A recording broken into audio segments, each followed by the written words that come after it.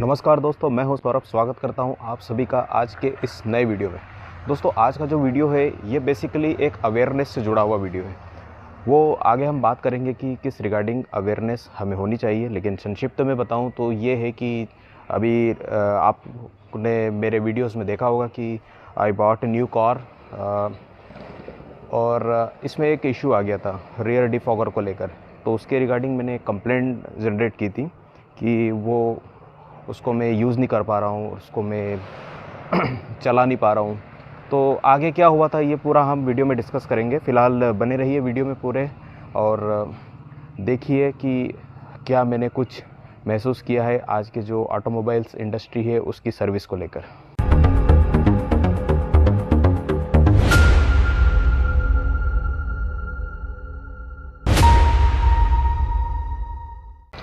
अब चूँकि दोस्तों गाड़ी की बात है तो सोचा कि गाड़ी में बैठ के बात की जाए। इस किया कारेंस में डिफॉगर को लेकर एक इशू आ गया था, जैसा कि मैंने वीडियो में बताया है। आपको मैं बता देता हूँ कि इसमें क्या इशू आया था। पहले मैं आपको बताता हूँ, फिर मैं आपको पूरी स्टोरी बताता हूँ। अब मैं आपको वो प्रॉब्लम बताता हूँ जो मैं पिछले कुछ दिनों से फेस कर रहा हूँ, और इस रिगार्डिंग मैंने जो है किया के जो कस्टमर केयर पे या सर्विस सेंटर पे एक कंप्लेंट मैंने राइज़ कर रखी है। तो गाड़ी को मैं स्टार्ट करता हूँ पहले। तो ये गाड़ी मैंने स्टार्ट की। अब आप नोटिस करना कि मैं इसका फ़ैन ऑन कर रहा हूँ, एसी भी ऑन हो गया है। थोड़ा मैं पास ले जाके आपको बताता हूँ। अब इसमें ये सारे जो बटन्स दिए हुए हैं इसमें सब अलग अलग मोड्स के हैं। एसी का है, डिफ्रॉस्ट का है, और अलग अलग पोजीशन का है, ऑन ऑफ का है, ऑटो का है। अब इसमें जो फ्रंट का है डिफॉगर, ये इसमें ऑन हो गया है। रेयर का डिफॉगर जो है वो ऑन नहीं हो रहा है, ये दबाने पर भी ऑन नहीं हो रहा है। आप देख सकते हैं, मैं और इसको पास से बता देता हूँ। ये रेयर का ऑन नहीं हो रहा है, इसमें प्रॉब्लम आ रही है और पिछले कुछ दिनों से प्रॉब्लम आ रही है। और प्रॉब्लम क्यों आई वो भी मैं आपको दिखाऊंगा, क्योंकि हो सकता है कि आप लोगों के साथ भी कुछ इस तरह का इंसिडेंट हो जाए, सिमिलर टू मेरे केस। तो इसमें क्या हुआ है कि अब मैं आपको एक बार और आप देख लीजिए। ये कहीं से कहीं तक सारे बटन्स चालू बंद हो रहे हैं, सारे बटन्स काम कर रहे हैं, लेकिन ये वाला जो बटन है वो काम नहीं कर रहा है। अब कंपनी का कहना ये है, मैं गाड़ी बंद कर देता हूँ। दोस्तों, कंपनी वालों का ये कहना पड़ रहा है कि मैं गया था अभी अपनी सेकंड की को एक्टिवेट करवाने। आजकल जो गाड़ियों में पहले एक चाबी दी जाती है, उसके बाद में कुछ दिनों के बाद में, कुछ महीनों के बाद में सेकंड चाबी दी जाती है ड्यू टू चिप शॉर्टेज। तो उसको एक्टिवेट करवाने के लिए मैं गया था। तब मैंने ये प्रॉब्लम सर्विस सेंटर को दिखाई थी। सर्विस सेंटर वालों ने भी एक्सेप्ट किया था कि इसमें प्रॉब्लम आ रही है।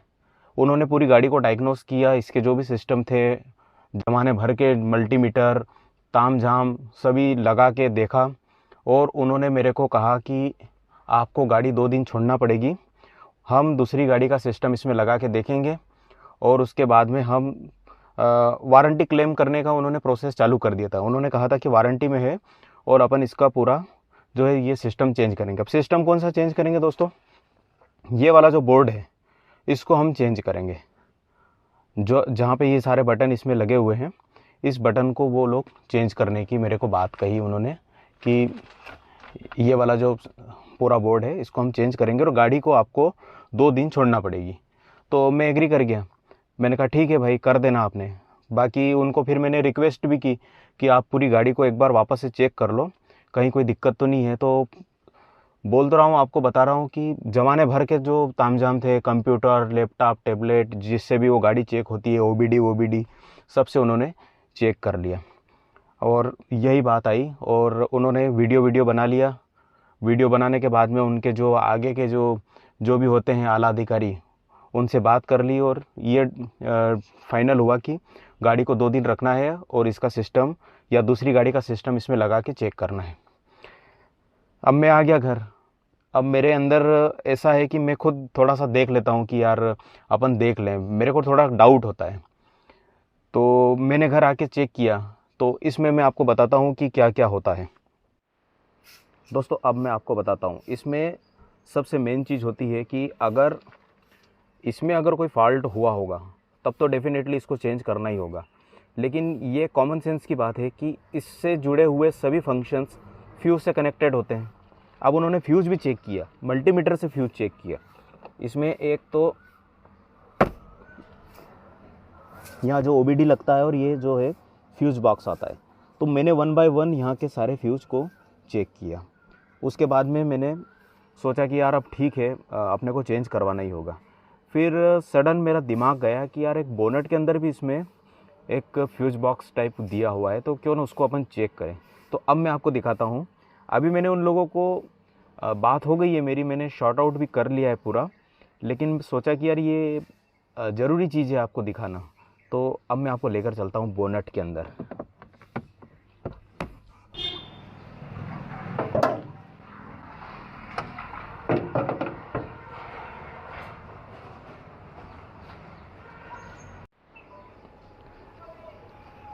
अब यहाँ पर एक फ्यूज़ बॉक्स ये दे रखा है। ये इसको मैंने ओपन किया था। अब मैं आपको दिखाता हूँ कि जो असली प्रॉब्लम है वो क्या है। तो ये फ्यूज़ बॉक्स खुला। अब इसमें मैंने इसमें सारी चीज़ें देख ली थी पहले। यहाँ पे पूरे इंस्ट्रक्शंस दिए हुए हैं, इसका मैनुअल भी मैंने चेक किया था। तो उसके हिसाब से मैंने फिर यहाँ तक पहुँचा हूँ कि 1 बाय 1 मैंने सारे फ्यूज़ चेक किए। अब आप देखिए, इसमें आपको मैं और पास से ले जाता हूँ। ये वाला जो 40 एम्पियर का जो फ्यूज़ आप देख रहे हैं, ये 60 है। ये देखिए, ये और आप नज़दीक से देख लीजिए।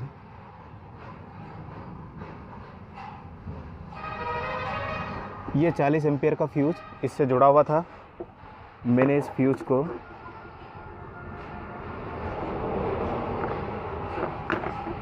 निकाला।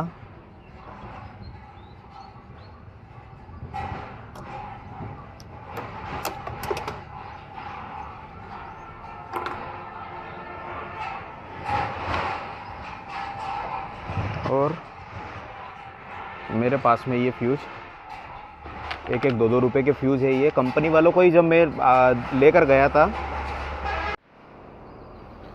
तो जब मैं कंपनी वालों के पास में लेकर गया तो उन्होंने ही फिर मेरे को ये फ्यूज़ दिए। अब ये देखो, ये फ्यूज़ में इसको लगा रहा हूँ 40 एम्पियर का। अब अपन अंदर जाकर इसका रिज़ल्ट चेक करते हैं।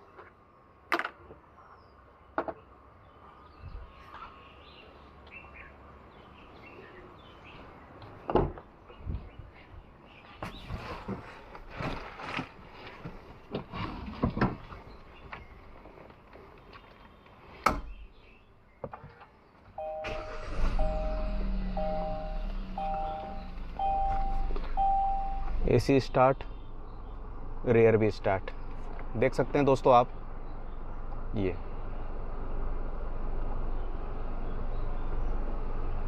मतलब सारी चीज़ें स्टार्ट, सारी चीज़ें चालू।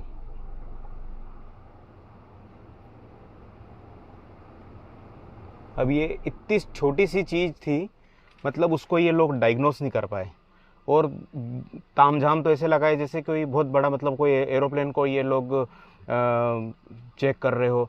मतलब बहुत बेसिक सी चीज़ को इन्होंने छोड़ दिया और ज़माने भर की इन्होंने प्रोसेस कंप्लीट कर दी।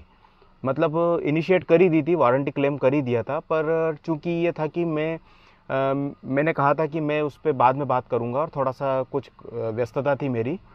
और उसके बाद में इस दरमियान मैंने इसको चेक कर लिया और उसको इनिशिएट नहीं किया। अब इसका मैं कंक्लूज़न बताता हूँ आपको। अपन बात करते हैं, पहले मैं पूरा वहाँ पे बंद कर देता हूँ हुड वगैरह।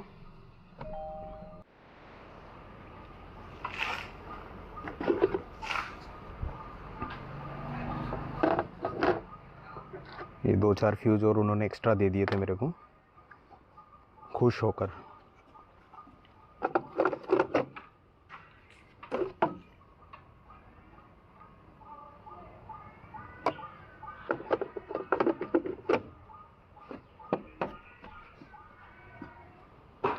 तो दोस्तों ये एक छोटी सी प्रॉब्लम थी फ्यूज़ को लेकर, जिसके कारण जो कंपनी वाले थे उन्होंने न जाने कितनी एक लेंथी प्रोसेस में उसको कन्वर्ट कर दिया था, या हो सकता है कि वो ठीक ढंग से उसको डायग्नोस नहीं कर पाए हो और मुझे बता दिया कि वारंटी में है और अपन बोर्ड को चेंज कर लेंगे।